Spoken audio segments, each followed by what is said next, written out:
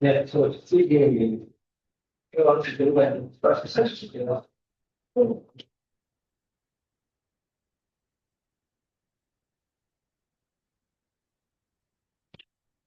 Let's say, you plan it in trust was perfect.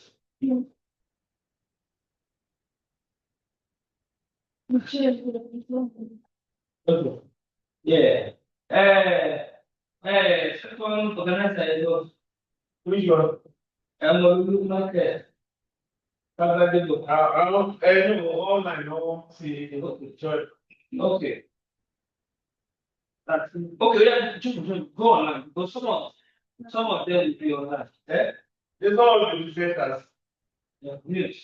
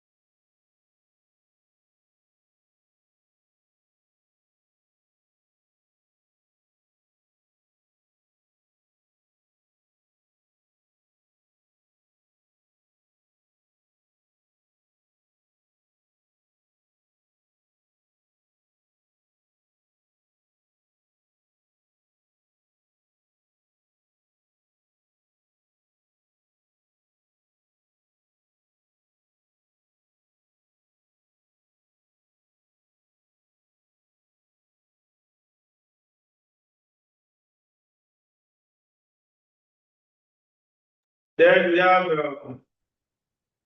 Honorable Emmanuel Adekola from the University of Ibadan, presenting on music, migration, and identity confusion among the engaging residents in Ibadan. I don't know if Dr. Adekola is online. No, it's not. Not yet. Okay. Then we have moving back to Caporal, University of Ibadan, and close to me, yeah. And then we have Beverly Vado.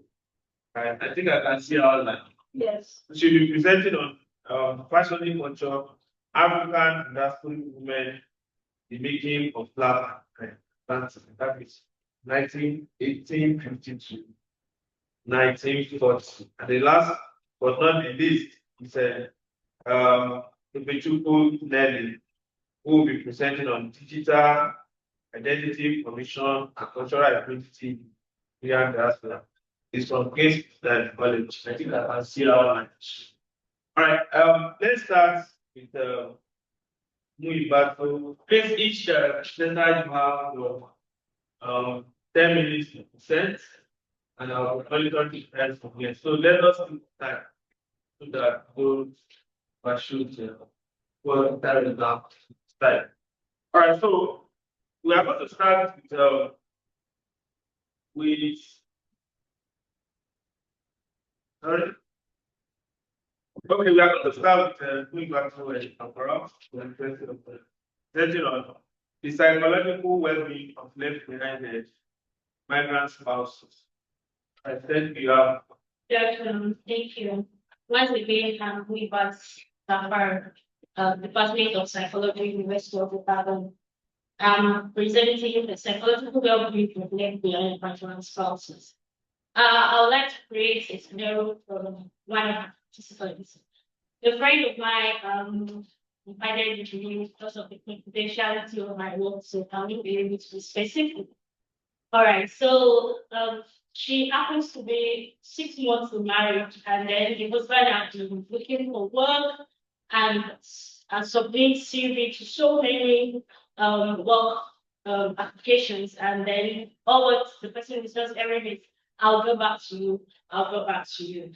So there was a scholarship outside the country, USA to be precise, and then the man applied, and very fortunate for him, he got a scholarship. So now he has to move out of his marriage and his country to another country, leaving his wife, who happens to be my own friend, behind. Now that prompts my research that okay, migration as a phenomenon, we focus more on looking at those that are migrants while not giving much attention to the left behind. Due to my research and the literatures I have read, there are few research that talks about few or little research that talk about left behind migrant spouses. And most of this actually focus more on the children and the older people, like when you have a good parent and you get job opportunity or to study outside, you leave your parent behind. So this actually prompts my research. So this person traveled out, the wife who happens to be around was facing a lot of psychological stress. Most time when we the friends to visit, she doesn't want us to leave because she's the only one around. Though the families who come around, like the major family, like the families of the husband and the families, they come, there is social support, but there is nothing like having your own spouse right beside you. So this actually prompts me and made me curious to go into this research that I'm going to start. So thank you very much. This presentation captures the access into psychological stress, the emotional and the mental experiences and coping mechanisms of left behind migrant spouses. I identified strengths groups in more obvious factors like communication patterns. How are they communicating when they were not together? How are they communicating even when they were living under the same roof? Because that also has effect on when the other partner live. All right. So the resilience factor of the left behind migrant partner. The social support and the marital challenges that they left behind is actually going through. Now, this is the gap in the literature which this study intends to fill. I'll move forward because of time. I would like to define some terminologies that I use. Left behind migrant spouses. These are individuals, both men and women, whose wedded partners migrate to another country to work or study, while they remain in their home country, Nigeria. All right. I would like to give a definition to psychological well-being. Psychological well-being is a state of mind where an individual is able to develop their potentiality and working productively and being able to accept, to cope with normal stresses of life. And marital satisfaction here is a genuine feeling of pleasure, satisfaction, and joyfulness experienced by husband and wife when they consider all aspects of their marriage. And not just a part of the marriage, like all aspects of their marriage. And social support is the means of having families, friends, and communities to turn to in time of crisis or need in order to give the individual a broader focus for positive self-image. Communication pattern is an act of sending, receiving, transferring information from one place for good to another. Now, resilience refers to an individual ability to adapt to the face of tragedy, trauma, adversity, hardship, or an ongoing significant life stressors.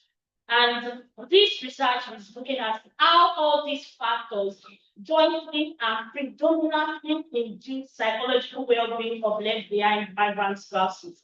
Moving forward to my methodology, a cross-sectional survey research design was adopted, and my data was gathered from 242 more respondents. More of these respondents are 53.3% were males, while 113% are 113, that is 46.7% were females when this data was gathered, and we use standardized scales of measurements.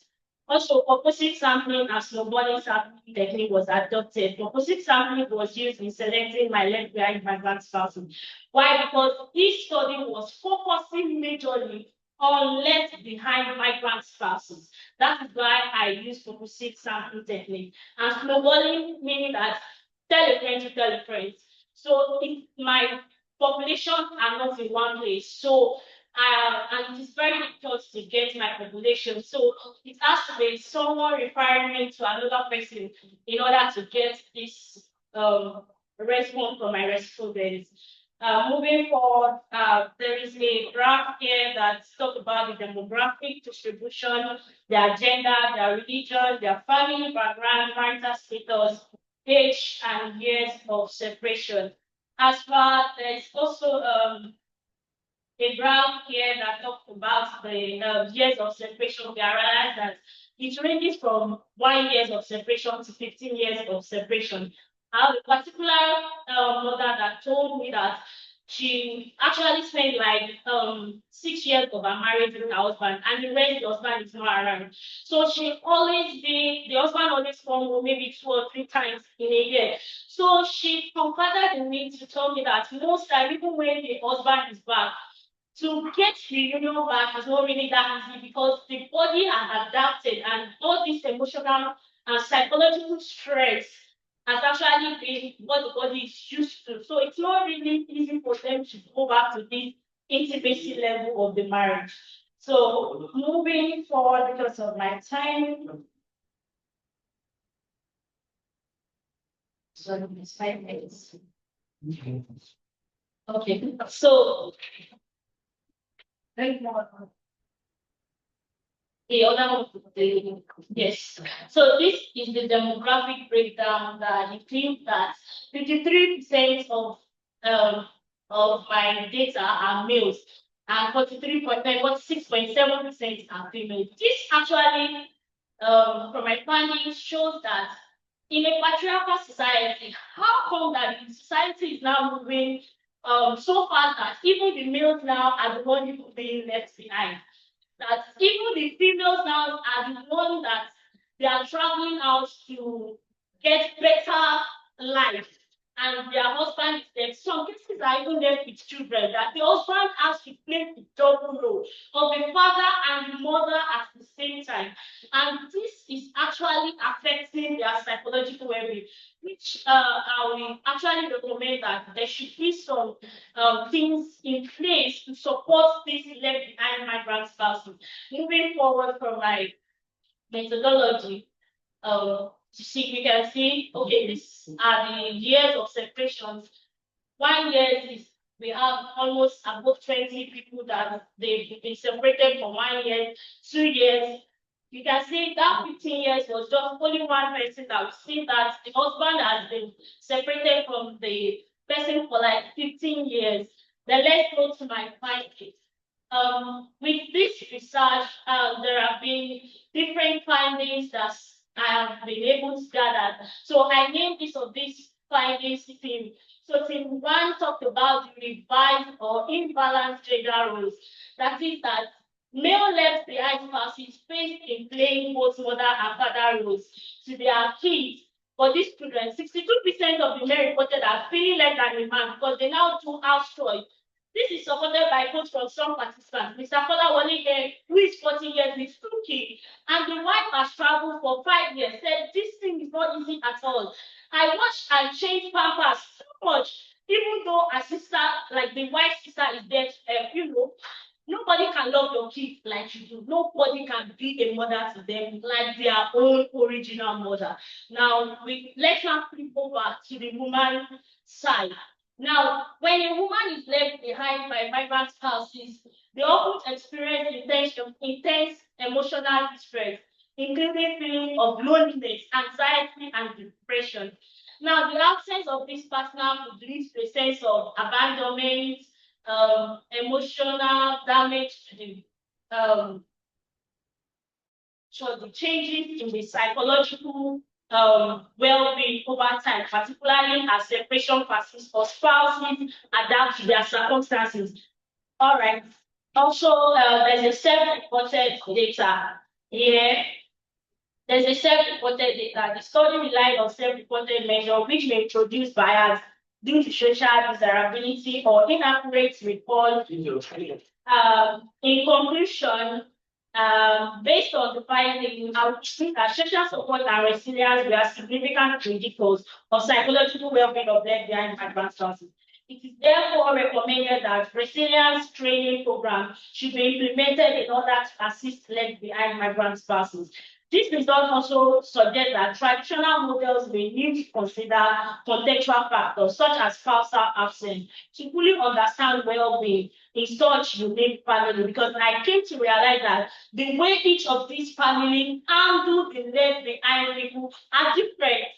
It's really, really different. So thank you very much. And I believe that most of us can relate with this one, because even if you don't have someone, somebody would have told you that, like, there is somebody that has traveled, there is somebody that is left behind. Thank you very much. And I hope to think that. Thank you. Quickly, let's move to the second. A study like this, which will cause more of qualitative. Yes.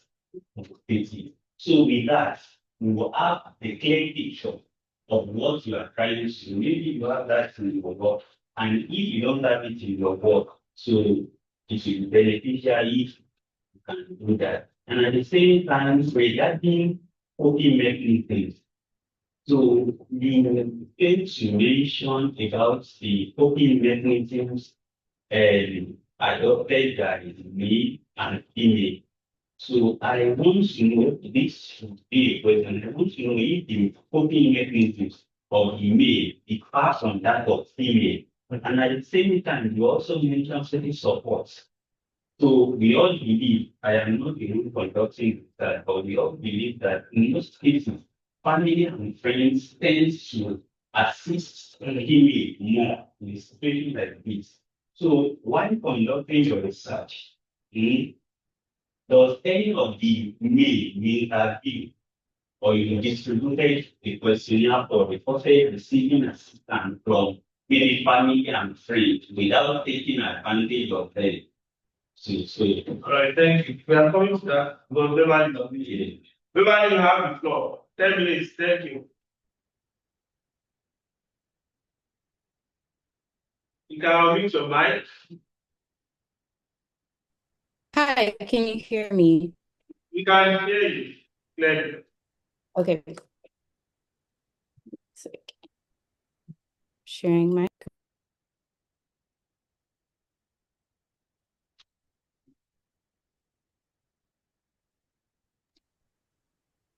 Good afternoon. Yes.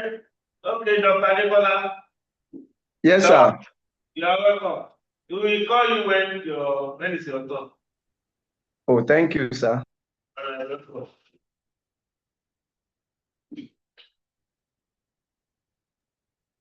I've sent the request to share my screen. Okay.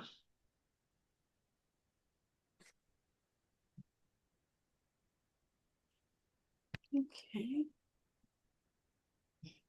Please Okay. Okay. Is this visible? Not yet. Okay. It's visible now. Okay, thank you. My name is Beverly Valado, and I'm from and I'm a PhD student in the history department. And today my presentation is entitled Questioning Culture, African and Diasporic Women in the Making of the Black Atlantic, 1850 to 1940. If you want everyone you meet always to see you nice and sweet, take a step to Hausa Street and ask for Mrs. Lay's retreat. I'm sure your order you'll repeat for dresses made at the retreat are sure to give you quite a treat. If at a wedding as a guest, you'd like to appear your best. If in a ballroom you'd be dressed so as well as to eclipse the rest. Why not give the test and have your room an evening gown made by the seamstress in town? These are a couple of stanzas taken from a poem written by a seamstress named Beatrice Hamilton Lee. The poem was published in an advertisement in a 1915 Nigerian newspaper pioneer article. Beatrice was an African woman who relocated to Lagos from Sierra Leone with her husband in the early 20th century. And she Your slide is not moving. Can you make it move so that I can follow you? Follow your presentation. I haven't moved the slide. Oh, okay. Continue. Thank you. I haven't moved the slide. All right. Yes. So she was an African woman who relocated to Lagos from Sierra Leone, and she specialized in making attire for African men and women. In the poem, Beatrice calls readers' attention to her creative skills and touches on the significance of dress and body adornment for Black women. Between the mid-19th and 20th centuries, Black women across the Atlantic world engaged in a variety of adornment practices. And so this paper specifically aims to shed light on how the emancipation of enslaved individuals in the Americas impacted materiality in the Atlantic world. So different aspects of material culture, such as clothing, shoes, and jewelry, offer insights into the worlds in which marginalized historical subjects inhabited. And historians of women and gender have looked particularly at sewing and spinning, as well as other forms such as knitting and quilting, because they're not only highly feminized forms of labor, but the products themselves are also have been systematically used to construct gender. And so by examining the lives of African and diasporic women on both sides of the Atlantic, as well as their interactions, I argue that women of African descent dressmaking and textile consumption are central to understanding emancipation and identity formation in West Africa and Northeastern Brazil. So through their creative efforts, Black women resisted colonial notions of them while simultaneously adopting commodities of different origins to create Atlantic cultures. Early modern regimes used sumptuary laws to uphold social hierarchies. So in Brazil, planters controlled how enslaved people appeared to reinforce enslaved status. Historian Mary Hicks notes that in Bahian newspapers between 1815 and 1850, descriptions of fugitives focused on their dress, especially if they wore a particular textile originating from West Africa called panos de costas. So during slavery, panos de costas were more accessible to emancipated people and enslaved laborers with wages. And after the abolition of slavery in 1888, panos de costas became increasingly associated with women practitioners of candomblé. So these women could emphasize their femininity and respectability, since the history of slavery in Brazil is one of sexual violence and exploitation. In the candomblé, panos de costas are worn across the shoulder, and they cover a part of a woman's chest and abdomen. Practitioners believe that the cloth protects a woman's reproductive organs. And so these beliefs about cloth and clothing reflect their desire to reclaim autonomy over their body. It's important to know that West Africa has often been overlooked in Atlantic histories, Black Atlantic histories in particular, and scholars have understood the region primarily as a site of commodities. But the Atlantic trade had consequences for Africa just as it did for Europe and the Americas. So while slavery expanded in Africa during the 19th century, it also became a destination for freedmen and those fleeing oppression. And after British annexed Lagos in 1861, the coastal town attracted emancipated individuals and those fleeing oppression. Therefore, a closer examination of Lagos reveals a much more profound and complex cultural exchange in which Black women on either side of the Atlantic were actively involved. The British established colonial rule in Lagos through legal policies, infrastructure, and historians have noted that inventions like the Gatling gun aided in European imperialist expansion. Yet making Lagos British involved more than these aspects. The camera was also a powerful tool that produced visual images supporting narratives of European conquest. In addition to the camera, the sewing machine was an apparatus that African women frequently came into contact with and thus merits attention in African colonial history.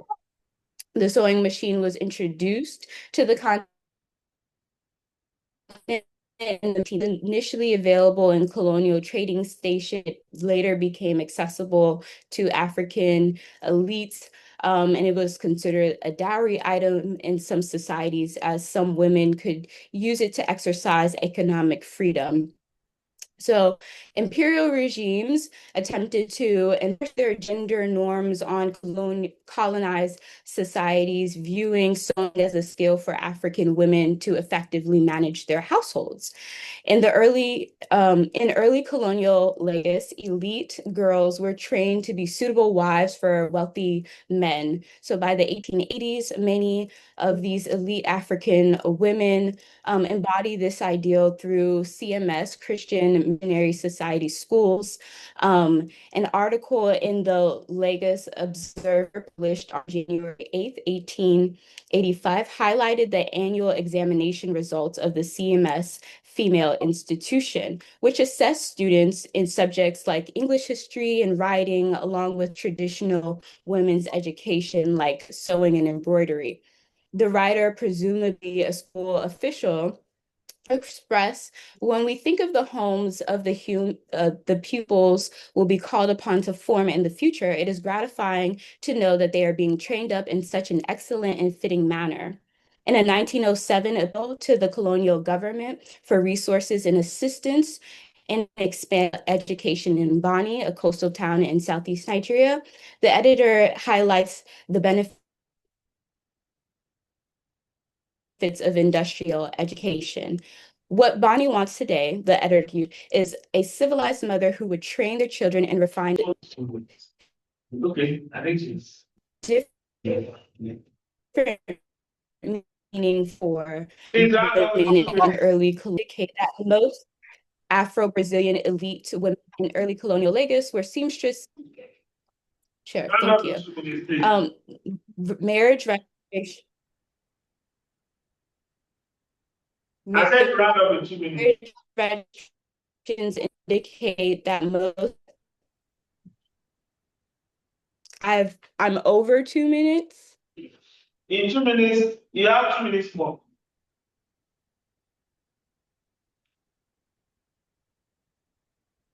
Thank you.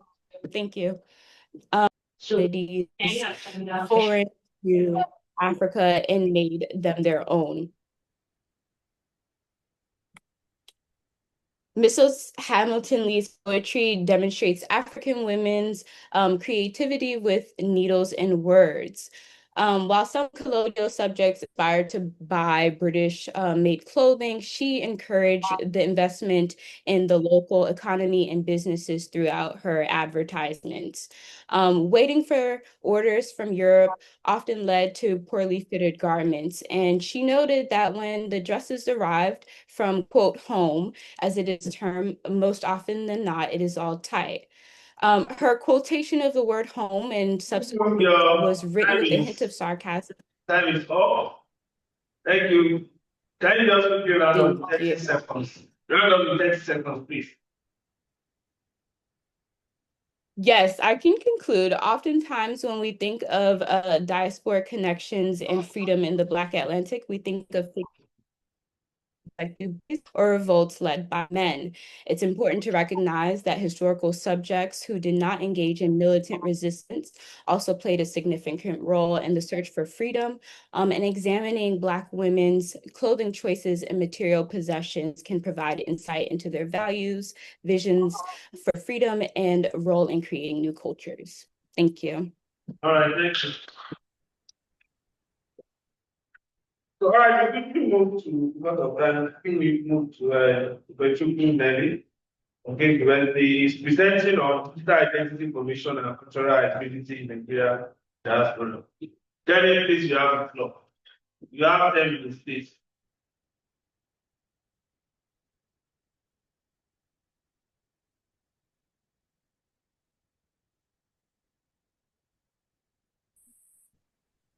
Can you Yes, go ahead, please. can you see my screen? Yeah. Okay. Um, Hi everyone. Thank you for joining the presentation. My name is Benelli. I'm a PhD candidate in political economy at King's College London. Before I begin, I'd like to acknowledge the folks who formed my studentship, London Interdisciplinary Social Science Doctoral Training Partnership. And today I'll be sharing emerging findings from my research on how members of the Nigerian diaspora in the UK negotiate their identities across both digital and offline spaces. This is actually a part of my broader PhD project, which interrogates perception of legitimacy amongst Nigeria's digital diaspora. So I would really appreciate your feedback as it will help to inform the rest of my research. Sorry, is this working? Okay, good. So what we're going to cover in this presentation would be the research and research aims and the questions that I'm exploring, the theoretical framework that informs my thinking, a brief overview of Nigerians in the UK, which is actually my study population, the methodology I've adopted, some of the emerging findings, and then I'll discuss them and conclude, and of course mention some implications for future research. This study aims to deepen our understanding of diasporic identity as a dynamic process influenced by digital media and offline experiences. I focus on key questions about digital mediation of identity, participation styles, transnational connections, and offline digital interactions. My primary argument here is that while cultural hybridity and identity formation amongst the Nigerian diaspora is not static, of course, as argued by the likes of Homi Baba and Stuart Hall,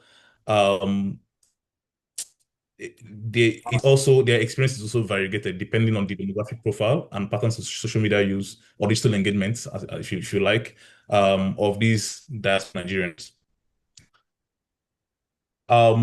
As I mentioned, my theoretical framework is around, I'm looking at issues of cultural hybridity and culture. And of course, I ground my analysis in postcolonial theories of cultural hybridity. From Baba's idea of hybridity and the third space could be useful in explaining how diasporic identity forms through interaction between homeland and host cultures, how new identities are created.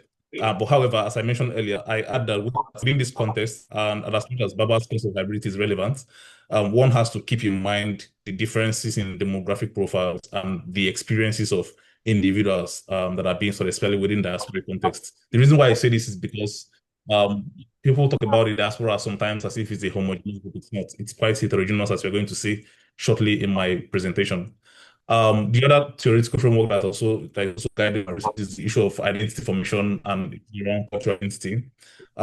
Stuart Hall's conceptualization of identity is quite helpful here as it emphasizes identity formation as a production process that is always in motion. So his argument that is that the process of identity formation is not static and it's neither fixed. And as people integrate in cultures, as people encounter new cultures, their identities change. My point, I align myself with this argument because I believe that individuals negotiate identities across multiple contexts, and they often try to balance things like their heritage and also realities within the host country where they find themselves. And additionally, as we're going to also see as well in this presentation, digital spaces add some additional levels of complexities to these negotiations.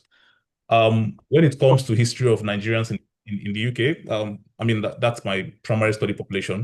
Um, there's a long-standing presence of, I would first of all, I wouldn't say Nigerians, of Africans or even Black persons in the United Kingdom as far as the 16th century.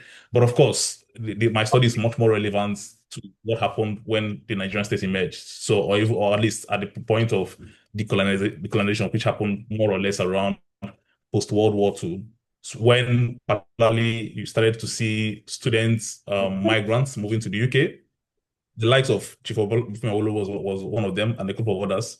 And from that time through the independence era, through the time of the Civil War, back to the 80s and 90s, when Nigeria started experiencing issues around military rule and also during the Obasanjo time when there seems to have been hope, and back to the 2015s when issues around economic hardship, insecurity, and youth unrest, for example, the NSAS, led to this new wave of what we call Japa to flee, right? By quite a number of Nigerians. At the moment, within the UK, there are lots of cultural associations, and these cultural associations exist in both offline and they have both offline and online activities. And digital platforms, especially things like WhatsApp, is really helping to bring these communities together as well, as I'm going to share shortly. Yeah. And then in terms of my methods, to capture the complexity of diasporic identity information, I brought a multi-sided ethnographic design, and in both online and offline methods. The mixed approach provided rich data reflecting the interplay between digital communication and embodied social life. Participants were selected to ensure a diverse representation of the Nigerian diaspora community in the UK, and this included a range of legal statuses. So it's those who are maybe citizens already, or those who are just recent migrants who maybe on student visas or dependent visas or even global talent visas, as it may, and people of different socioeconomic backgrounds, people of different genders, people of different age groups. So far, I've done about 49 interviews, but for the purpose of this paper, I purposely selected about 10 interviews just to be able to use that for the analysis. So let me talk about the findings. I mean, different platforms serve distinct functions. WhatsApp, for example, supports close-knit familial ties, while Twitter provides a space for public engagement and activism. Facebook groups around shared interests. WhatsApp does that as well. I wanted to also highlight that WhatsApp is actually the most popular of all platforms. However, it's interesting to note that when I asked participants which are the social media platforms you use, they rarely mention WhatsApp in the first instance until I remind them that WhatsApp is actually a social media platform, and then they begin to talk about the experiences using WhatsApp. Thing is around identity information on social media. So digital platforms choice and usage patterns are shaped by generational and socioeconomic factors. So the way younger persons engage on social media is not not exactly the same thing as, and I'm saying this at the risk of generalization, but most of my respondents mentioned it in this manner. You find younger persons using more of Instagram, Twitter for visibility and connection, and while the older generation use a bit of WhatsApp and Facebook formula. That it doesn't mean that young people don't use Facebook or that other people don't use, but you find that people are also much more inclined to to share things with people that they feel they are close to, or that they feel maybe their identities will be respected. Share things with them on WhatsApp, while they are much more happy to engage publicly with other persons, and this is around dualization of platforms. Um, and then the other thing is about transnational connections. Of course, social media sustains emotional, cultural, and religious ties to Nigeria. It plays a vital role in maintaining both national and transnational connections. National in the sense of those who are residents in the UK themselves. These platforms are really critical to the way they communicate amongst themselves, but it's also very important for them to reach out to what's going on back home. For example, some persons will mention that they watch Arise News. I mean, that's one of the TV stations in Nigeria on YouTube every day. And one of the respondents mentioned that she attends Sunday service in her parish in Lagos every Sunday. So social media is playing that role in maintaining transnational and both local connections as well. The final thing around my findings would be that offline things are also crucial for cultural expression and community building. So while even the platforms, they're not taking over from the offline platforms. People are very keen to engage in physical spaces, and sometimes they use the online platforms to mobilize themselves to meet offline. So in this sense, in my opinion, identity is not fixed within one realm, but it's performed across interconnected digital and physical environments. Each space, however, presents unique possibilities and limitations for self-expression, community participation, and transnational belonging. To conclude, diasporic findings generally from my research is that, I mean, diasporic identity is an ongoing process, is shaped by multiple intersecting factors. Digital and offline spaces are intertwined in producing hybrid identities. And we also just need to keep in mind that there are inequalities and context-specific factors that influence how people use social media. Final point, if you want to talk about what are the possibilities for future research, because as I said, this is still part of an ongoing work. And what I used this to do was just to set the context for my main research, which is looking at state diaspora perception of state legitimacy based on their social media use anyways. This research highlights the importance of considering the full spectrum of diasporic experiences. So when we want to talk about the diaspora, if you don't get anything from my presentation, just keep in mind that it's a very heterogeneous group. It's not homogeneous in any way or form. And future work would continue to explore how these digital tools shape identity formation across different contexts, and how policies could also influence a more inclusive diasporic community experience. Thank you. Thank you. I noticed we have a lot of participants. We have about 11 today who are not sure. So please, both online and if you have any question, please take note of it at the end of the sessions we are going to do. All right, so let's quickly move to Dr. Adekola, University of Ibadan, representing music, migration, and identity formation among the residents in Ibadan. Dr. Adekola. Good afternoon, sirs and ma. Good afternoon, sir. Please, you have 10 minutes, sir. Yes, sir. So I want to share my screen. I will do that in a. All right, okay. Dr. Adekola, can you share it? Okay. You can share your screen, please. Okay. I don't know if you have seen my screen. No, ma'am. Don't share, sir. Oh, okay.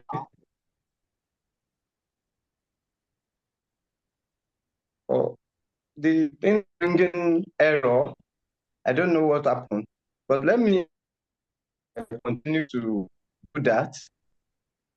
Good afternoon once again. I'm Olaolu Adekola.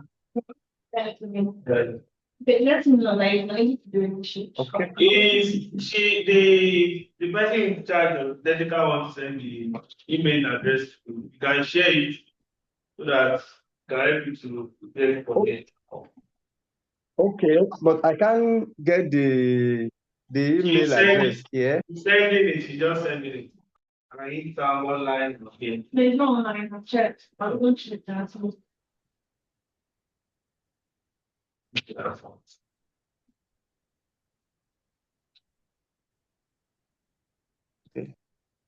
Or maybe we should take Dr. Nicola, you can continue. Okay, I can continue. Okay. Because of Okay. time. Okay. Yeah. So my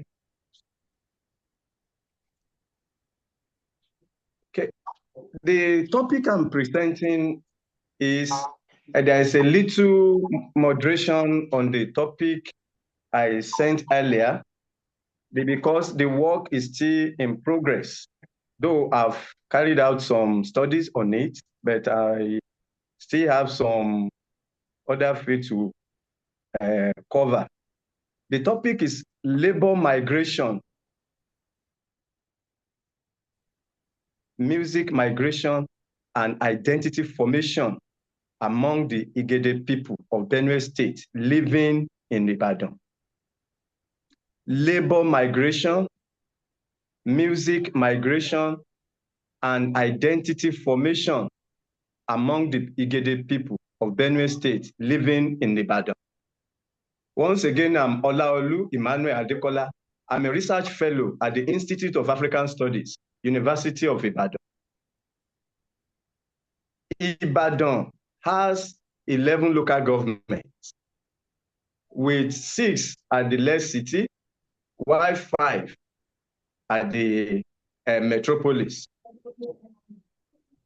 If anybody have experience of these villages and suburb areas, you see that there are some immigrants who are not actually Yorubas who occupy some of these less cities. A majority of them are from Benue State and some other places. Igede, as one of the major ethnic groups in Benue State, have migrated into different parts, especially in Nigeria. The major argument of this presentation is that music as a form of cultural mobility is a natural phenomenon in human activities.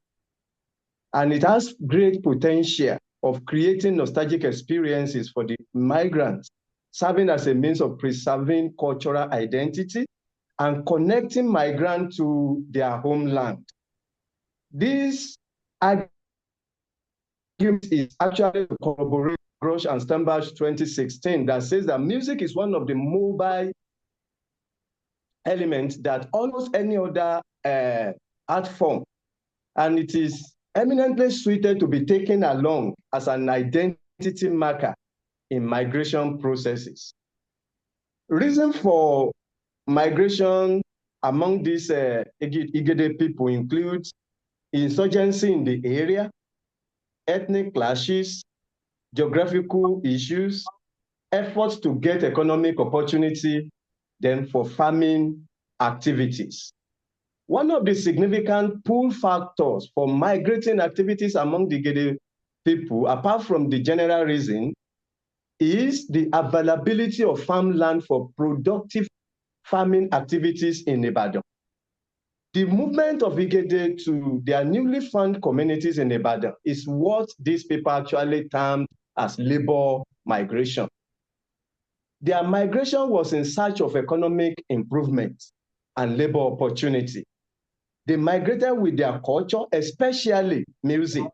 Labor migration has facilitated, especially among these people, the exchange of musical ideas among the Yoruba and Igede people, leading to fusion of different genres and the creation of new musical form in their new homeland. The problem statement for this study is majority of scholars who have worked on migration studies and migration issues usually overlook the aspects of music how it actually creates a kind of nostalgic experience to the migrants in their new found area. So no considerable attention has been paid to their socio-cultural account of migration in relation to musical activities of the migrant, especially in the Igede extraction. So this study explored the nexus between the labor migration and music migration by assessing the impact of labor circulation and cultural mobility on indigenous Igede music in Ibadan, and how this has impacted economic development. The study seeks to provide comprehensive reading as regards the function and relevance of music in the context of migration and mobility in relation to economic development. My research question I have for one, of what impact is the labor migration and cultural mobility on indigenous Igede music in Ibadan, Oyo State? Two, how does nostalgic experiences created by music among Igede people contribute to their stay and agricultural activities and productivity? Three, how does the fusion of cultural elements and notable changes as a result of migration in the indigenous Igede music in Ibadan look like? And four, what is the level of patronage and acceptance of indigenous Igede music and its impact on the constitution of band members of indigenous Igede music in Ibadan? I made use of cultural identity theory by Stuart Hall, 1990, and diffusionist theory by Edward Taylor, 1871. My research design is ethnography. The methods include observation, in-depth interview with key informants. Responses from the interview guide and content of the music were primary data, apart from the secondary data derived from the existing literature. The data were engaged qualitatively, in which transcription and translation were made to allow the content analysis. My key findings with the level of what I've done in the field. Number one, migration of music has resulted into cultural mobility and identity marker among the Igede people in Ibadan. This is notable as several occasions or different occasions calls for music among them. You see them gathering together, singing, rejoicing, celebrating, and all that. Even within the religious setting where they have their service, you see the performance of music among them. So migration of Igede people has also led to division of music, resulting into culture borrowing between the Igede people and the Yoruba, their host, which music of the Yoruba are performed by Igede and vice versa in some instances. Another finding is that migration repeatedly plays a significant role in spreading cultural elements and practice, such as music, among them. So it was found out that migration has assisted music being a portable material, being a material that is carryable, an aspect of culture that is transportable to spread about as a result of this migration. Musicians as culture producers also play an important role in fusing a new idea into music of different ethnic groups, resulting into hybridization. Labor migration usually results into cultural mobility among the human across the globe, especially in Nigeria and in particularly within Ibadan metropolis. My conclusion, I have this major conclusion. Number one, labor migration has facilitated the exchange of musical ideas among Yoruba in Ibadan of Oyo State and Igede people of Benue State. This has led to the fusion of different musical performances and the creation of new musical forms in new homeland such as Ibadan.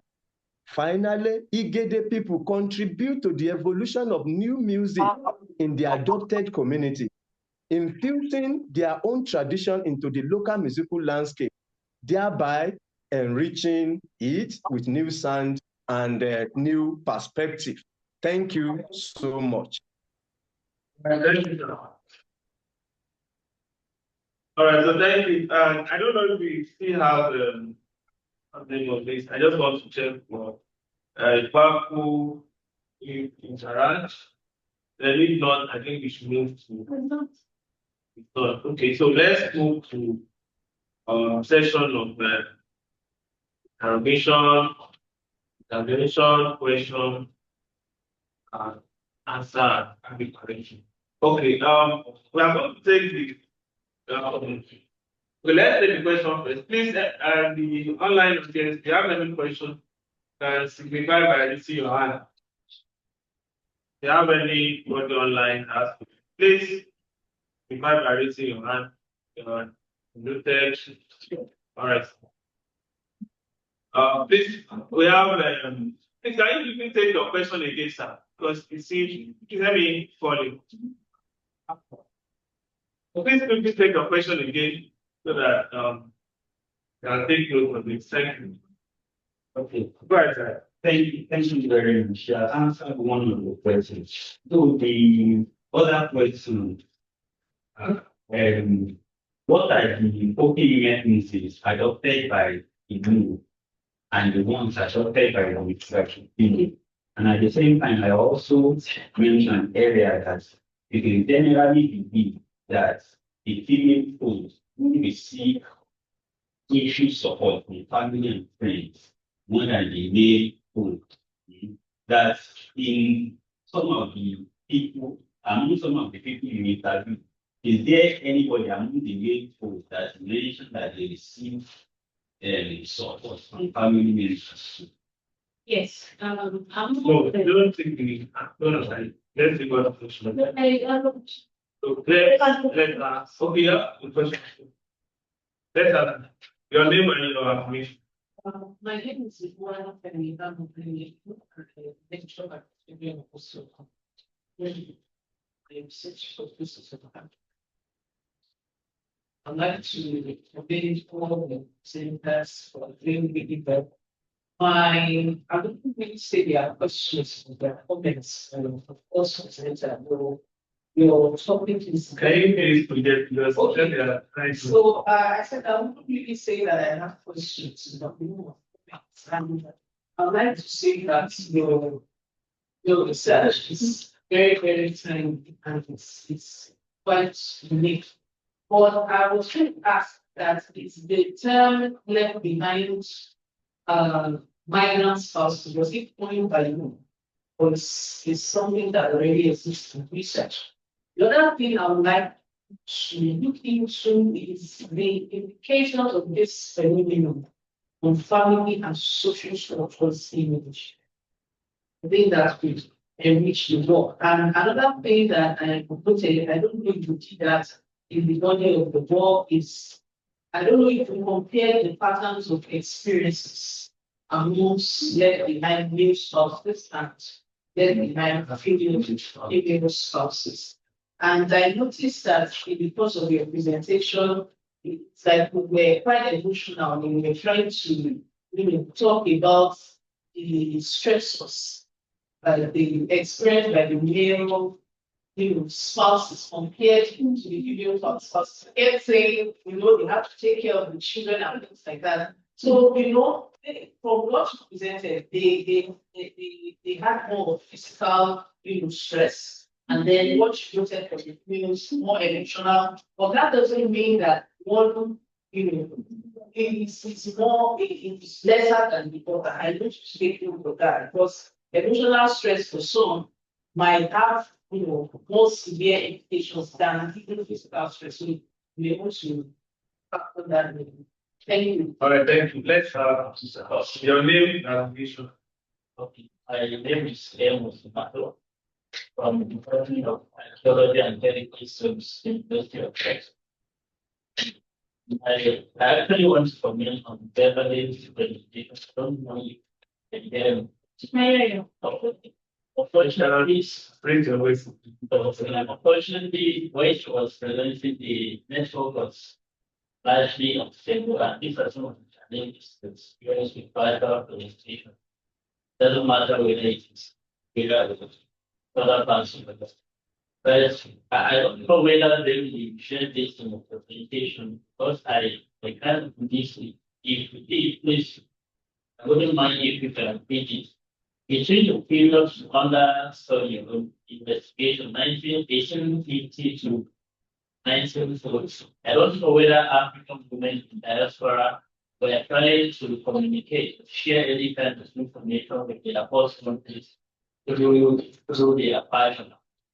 And the second question I want to ask you, although this might be out of your scope of research, you can help me because you also live there. Do you think there is any nexus between the fashion within the period under study and fashion of African women in diaspora? All right, thank you. All right, thank you for the, okay, sir. All right, Your name, your application, and your question. okay, good evening, everyone. Good by I'm a investor value. I want to get access to photo car, which the first beginner has actually from being close to we talk about immigrants, the left one. Thereby, your research about the major reason why they left another country. Is it to secure their pasture?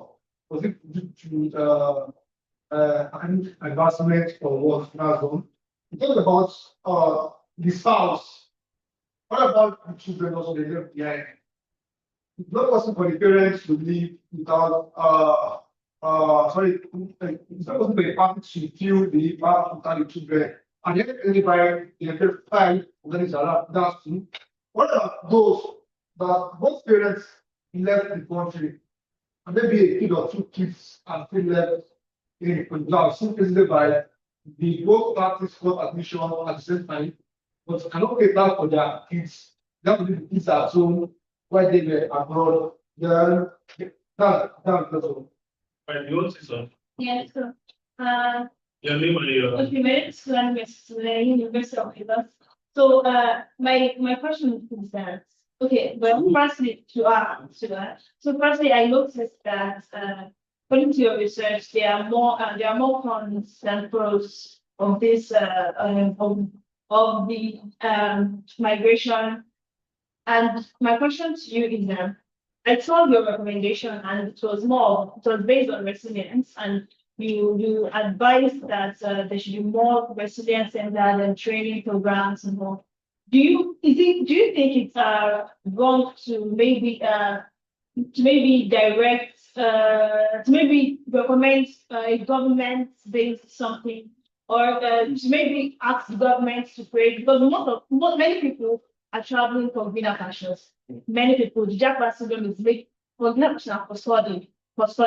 So is it can we recommend that maybe the government work or provide more jobs here, so people can be, they can be financially equipped even here in their country, and that, because I strongly believe that if there are more jobs and more jobs are paid well, and if the inflation in the country is reduced, and if everything is affordable and not as pricey as currently is, people will no longer migrate as much as they do, and families will be together more. All right, thank you. Please let me also take do you still have any question? Any question online? Okay, no. Okay, let me just say this for Nelly. Nelly, can you hear us? All right. Yes. Nelly, can you hear us? Okay, all right. I actually want to just to find out if you try to check the role of religion in facilitating the digital identity. But I noticed that most of so your work is basically, I think, is basically situated in the UK. But sometimes, I don't know if you consider the influence of the transnational influence, especially as far as religion is concerned, because I realize now that most of the religious organizations use the digital space, especially to connect with people in diaspora. So I don't know if you check the role that the religious organization can play, especially to facilitate diasporic identity formation. And for Dr. Adekola, I am curious when you started talking about Dr. Adekola. Are you still there? Dr. Adekola, are you still with us? Yes, I'm with you. All right, thank you. Now, I'm curious when you started talking about the Igede. So, please, I want to know, is there anything unique about Igede music that can actually engender the notion of nostalgic moments, especially when it comes to when they are not in their land? Why do you choose Igede? Why not Hausa? Why not Igbo? Why not other tribes, especially in Nigeria? Is there anything that is unique about them that make you to choose them as a case for study? Then I think you should have given us some instances of some songs that they borrow, maybe that the Yoruba people borrow from Igede, or the Igede people borrow from Yoruba, because you just said they borrow from music, but you didn't give us the instances. I think it would be more real if you give us more music, maybe some examples, or maybe because you didn't share your slide, maybe that's why we don't have the access to those examples. And for the first center, please check, like I think I've said that before, check Professor Senayos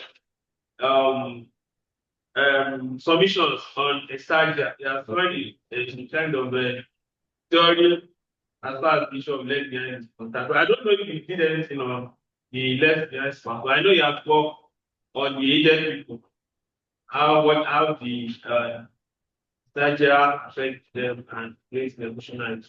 All right, for all the identities, okay.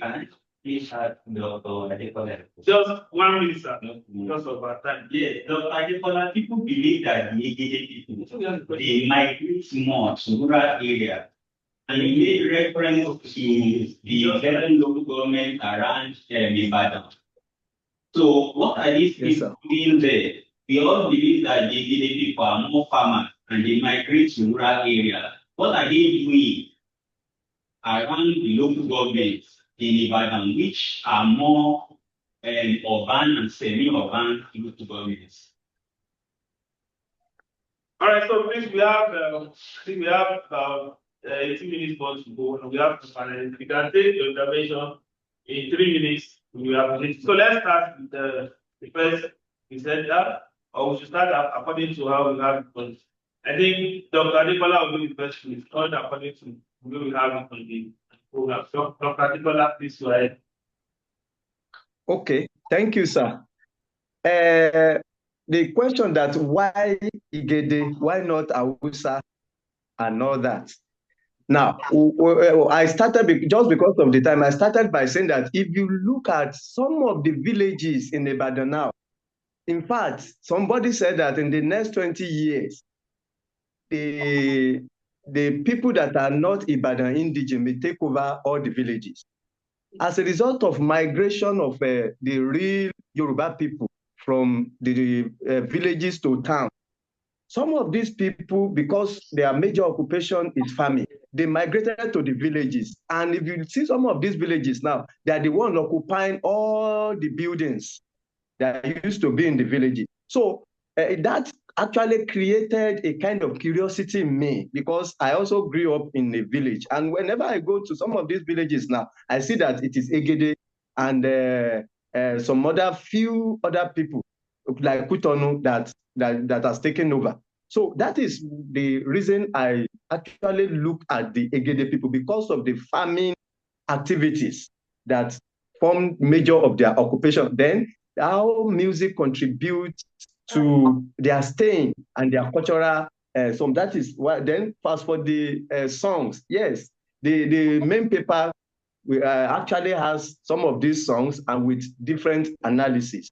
Then the last questions that says that what about if I got it right? What about the other Egede that are in the town or something like that? I don't know if that is the question. What do they do? But if that is the question, my answer is that mainly many of these Igede people that have migrated to, or that are still migrating to Ibadan, their major focus many times is actually farming. And you find them at the suburb, at the less cities. That is where they go. In fact, their farming activities is even more than the real indigenous.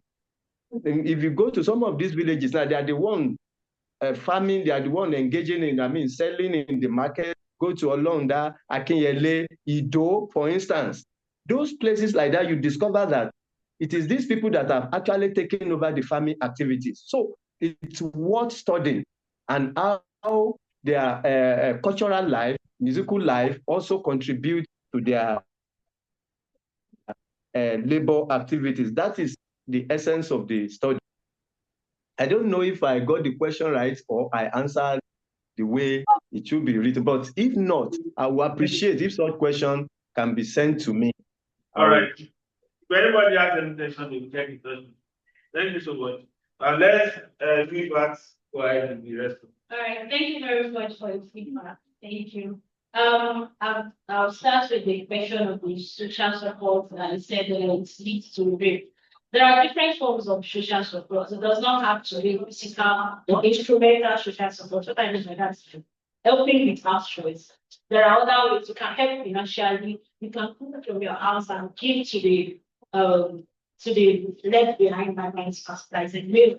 Do you understand? You don't have to go to another house, or you can take the children for weekends.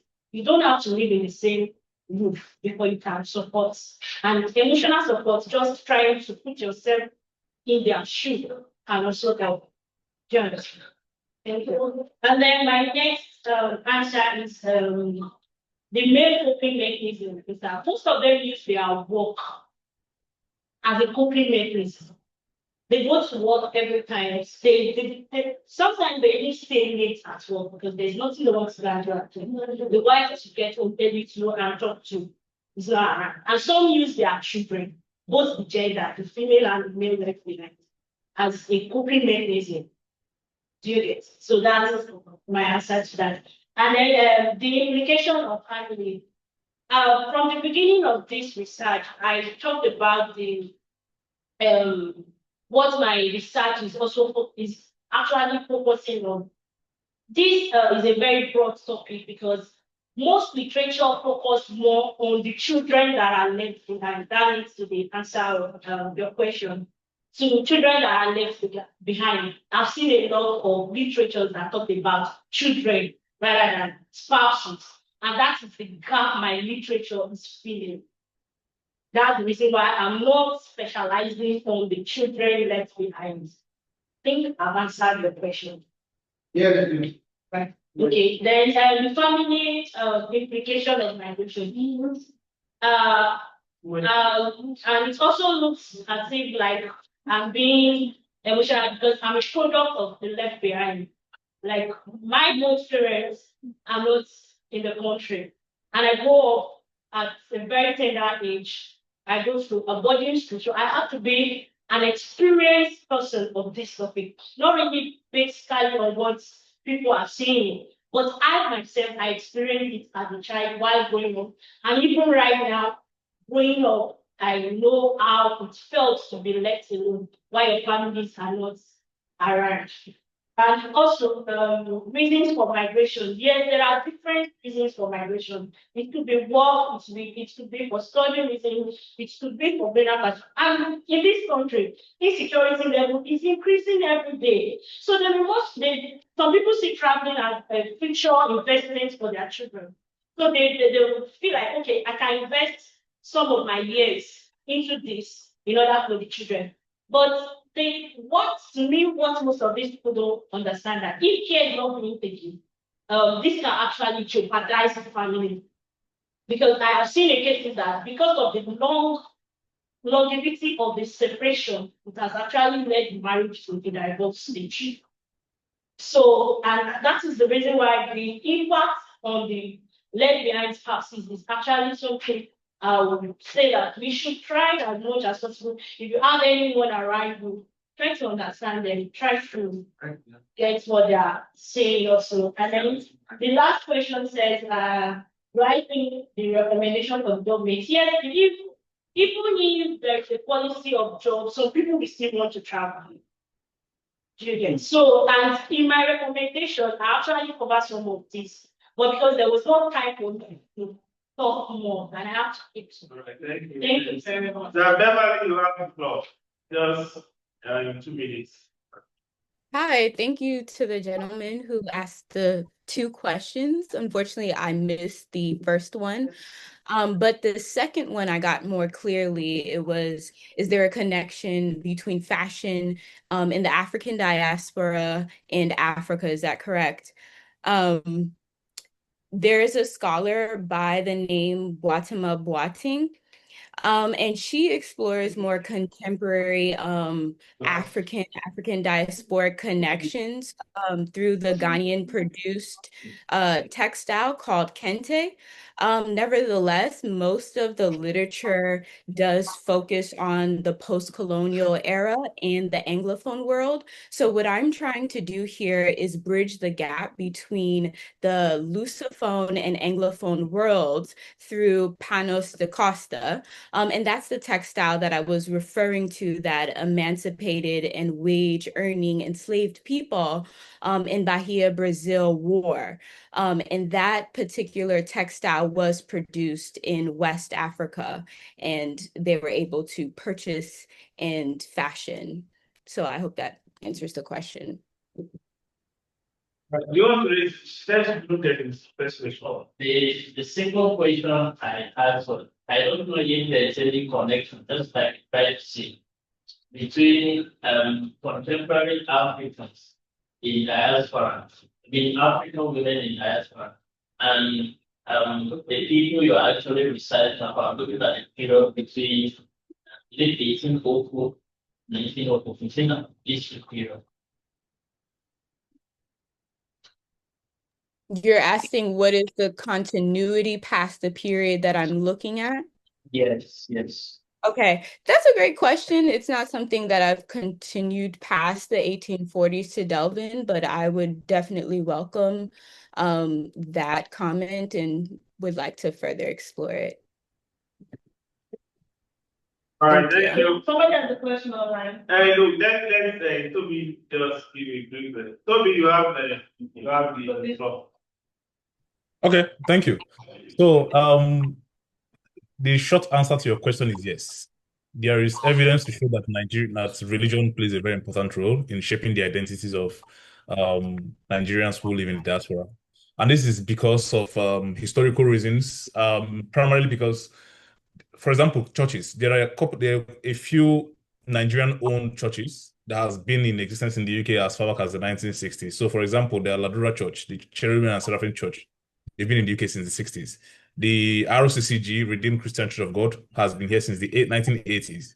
And ever since then, most of the churches you find in Nigeria have UK branches. And most persons, when they migrate, they find ways to congregate. And of course, now, thanks to technology, it's even easier for people to connect directly with their churches or parishes in Nigeria, or also as well, Muslims as well. I mean, I know one of my respondents clarified that most of the charity work he does is with actually the mosque back home. And this is someone that is in his 60s and I've lived there for the past 20 something years. So every single thing he does, he makes sure he passes it through the mosque back home. However, my answer will also be anchored on one of the major findings I highlighted in my presentation, which is that the Nigerian diaspora isn't a monolithic group. The experiences really, really vary, depending on sometimes when the person arrived in the UK, how long they've been here, and at the very least, age, and amongst other factors. The reason why I'm signposting this again is because, yes, religion could play a role in shaping these identities, but you can't compare, for example, the way religion would influence identity formation in the mind of a first generation immigrant to the way it would be for a second generation immigrant as well. So these are some of the things one needs to keep in mind when doing these things. Over.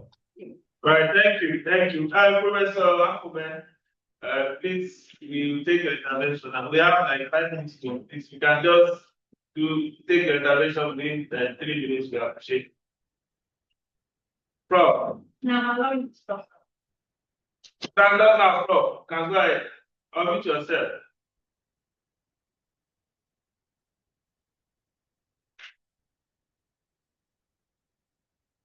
You can speak now. Prof, can go ahead. Okay. All right. Thank you. This is another brilliant presentation in this series. I really congratulate the organizers and all the presenters. I want to just give a word of caution or a suggestion first to Adekola, Professor Adekola. I just want to ask, are you a Gede?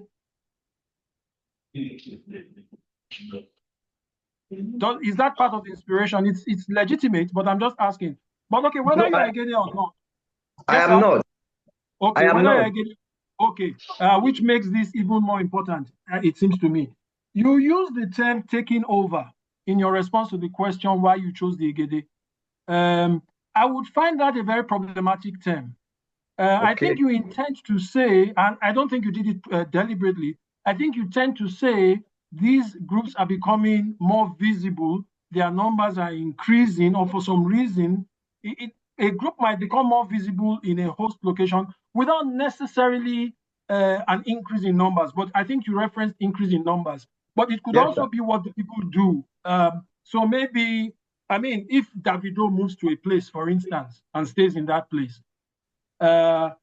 suddenly Nigeria will become very, very visible if it wasn't very visible already. I'm just trying to say what might make a group visible. But the grammar of taking over can be a very dangerous grammar, because that idea that somebody is taking over is often mobilized in xenophobic and racist attacks on people moving into places where they are considered to be guests. And in that same line, I'll also address this to Tobe, Dr. Nelly. Thank you for your brilliant paper. I think we need to be careful when we speak of cultural hybridities. I understand you are coming from Barbers and that school of theoretization. Academia is implicated, whether we like it or not, in the construction of the migrant,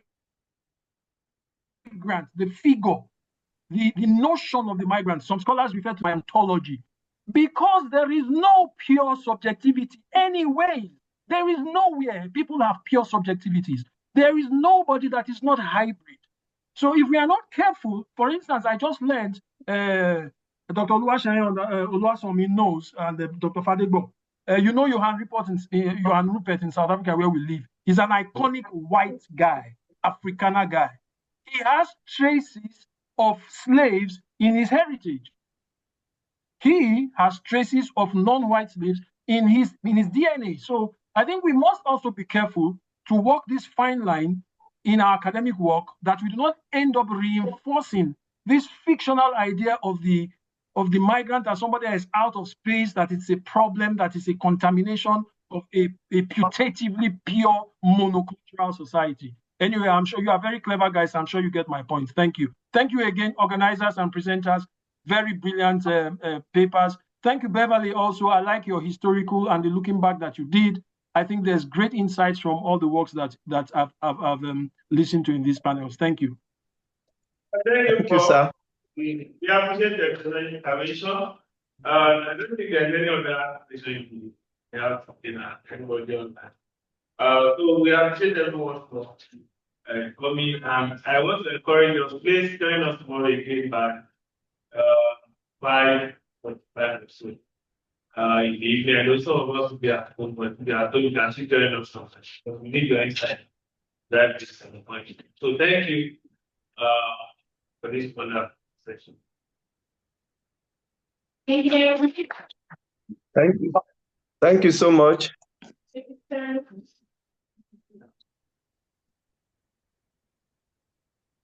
Thank you.